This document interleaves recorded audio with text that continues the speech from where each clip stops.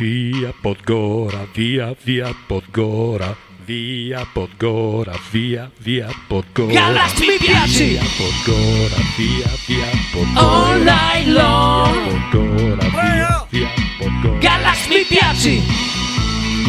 Vergognosissimo!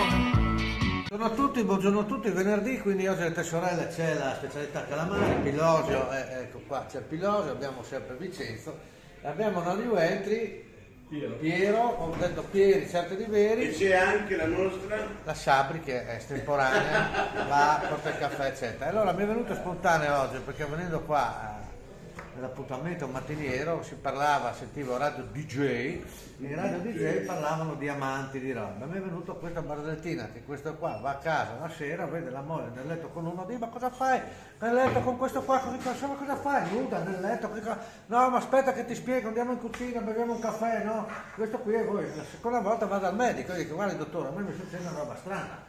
Sono andato a casa, quel giorno lì, quell'altro giorno di me, e ieri sono tornato, mia moglie è sempre con uno diverso, e comincio a gridare, ma cosa fai, sporcacciolo così, che lei mi dice, mi viene là e dice, aspetta, ti spiego, beviamo un caffè, così là.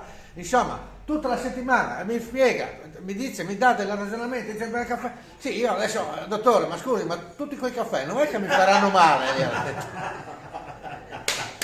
Un saluto, weekend. Ci vediamo lunedì, a Dio piacendo, Pilosio, Vincenzo e Pieri, ormai questa è la, ecco, va bene? Ci sentiamo. Ciao. ti fanno male. Sì, sa, sono nervosismo. Via Podgora, via Podgora, via Podgora, via Podgora. Galax mi piaci! Via Podgora, via Podgora. All night long! Via Podgora, via Podgora. Galax mi piaci! Vergognosissimo!